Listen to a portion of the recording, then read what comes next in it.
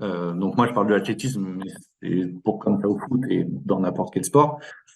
En fait, on est sans cesse en train de changer entre une, enfin entre de la chaîne ouverte et de la chaîne fermée. C'est-à-dire que votre point fixe, il est toujours en train de changer. Là, votre point fixe, c'est votre pied. Là, votre point fixe, quand vous êtes en l'air, c'est votre tronc.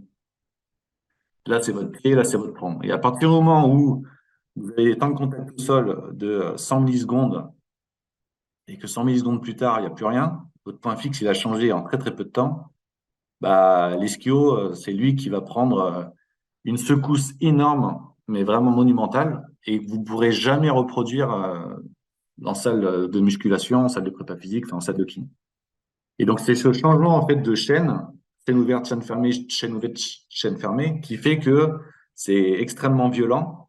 Mais si vous n'avez pas une technique de course optimale, bah en fait, vous pouvez faire du nordique, comme disait Nico tout à l'heure, hein, vous pouvez faire des exercices de renforcement, du Roman deadlift, etc., etc.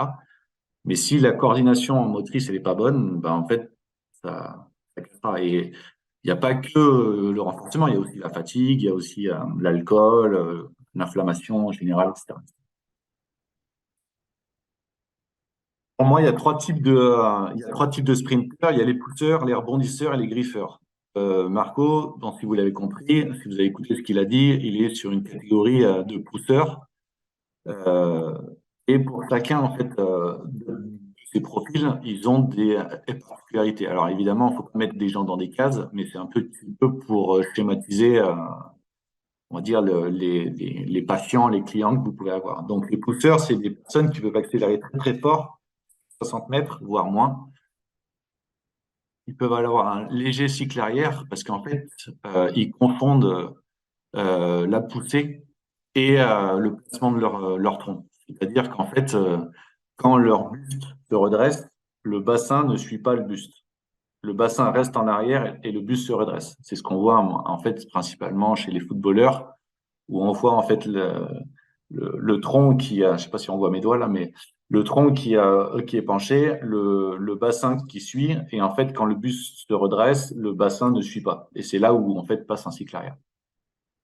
Donc il y a un pelvic tilt, ça démaxe quoi. C'est logique parce qu'en fait ils tiennent pas le bassin. Et du coup, bah, ils ont les temps de contact au sol longs parce qu'en fait, ils posent devant, ils n'arrivent pas à venir sur leurs fessiers, ils sont sur leur quadriceps et bah, du coup, temps de contact au sol très long, beaucoup de cycles arrière, ils courent en lombaire et en quadri, quoi. Ils courent pas du tout dans leurs fessiers.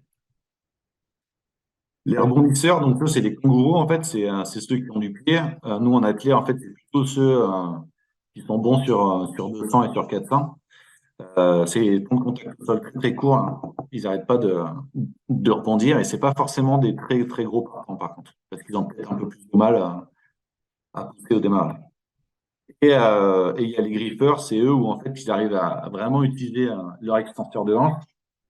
Ils ont une très bonne vitesse max et du coup ils ont un positive running, ce qu'on appelle un cycle avant. Pour moi, en fait, le sprinter en athlétisme optimal et même en football, avec certains exemples, ce serait quelqu'un qui soit au milieu. Et même, je dirais même, c'est quelqu'un en fait qui arriverait à être là, puis venir ici et arriver à jauger par lui-même ce qu'il peut faire, quoi. Ça, c'est qu'au football, les gens en fait, ils restent à peu près par là, quoi. Je vois au rugby parce que bon, moi je suis de Clermont-Ferrand et je m'intéresse à l'ASM. Il y en avait un qui courait vraiment bien, c'était Damien Penaud, qui est à Bordeaux maintenant. Damien, il courait vraiment très bien. Il savait, il arrivait à être là, puis à être là. Il avait un peu plus de mal à griffer, mais en tout cas, il arrivait à venir ici, quoi. Là où, pourquoi Damien courait plus vite que les autres, c'est parce qu'il était là. Donc là, maintenant, ça image un petit peu ce que je vous disais, par rapport au cycle avant, cycle arrière. Donc, on a tous déjà vu ça, hein, la poulaine avec, par rapport à la fille. Donc, c'est juste une question de bassin. Hein, juste, c'est quand même ça. Et si le bassin il est bien positionné, le reste des jambes sera bien positionné. Le cycle arrière, c'est que la conclusion de la liaison du bassin, en fait. Ne dites pas à un sportif, arrête de faire du cycle arrière, fais du cycle avant. Ce qu'il faut changer, c'est ça, en fait. Et vous pourrez peut-être certainement lui dire 500 fois, monte les genoux. S'il n'a pas les capacités euh, nerveuse, musculaire de les monter, il ne pourra pas les monter. Après, ça peut être une question de autre chose, mais souvent, regardez plutôt là-dedans. Donc, le cycle avant, c'est celui-là, on le sait. Cycle avant, positive running, c'est la même chose. C'est un bassin introversé, donc on est plutôt sur un raccourcissement des abdos, une activation des fessiers. Le griffé, à ce moment, il est possible, parce qu'en fait, on a de la place ici. Donc, quand on est en l'air, en fait, on a le temps de placer certaines choses, que ici, en fait, quand vous êtes en l'air, vous n'avez pas le temps de faire grand-chose. Et ce qu'on appelle la prise d'avance d'appui. Je ne sais pas si ça parle à certains, mais la prise d'avance d'appui est extrêmement importante, on le verra juste après, pour arriver à mettre son corps dans les meilleures dispositions pour le prochain appui. C'est-à-dire que quand vous êtes en l'air, vous ne pouvez pas créer de force, donc vous attendez, vous êtes un objet en lévitation, mais vous pouvez mettre en place certaines stratégies de votre corps que, au moment où votre pied va retoucher le sol ensuite, vous serez dans les bonnes conditions pour avoir la meilleure biomécanique possible pour ensuite aller vers l'avant. Et le cycle arrière, donc c'est ça. Bah, cycle arrière, enfin cycle postérieur, negative running, bassin antéversé, un pelvic tilt.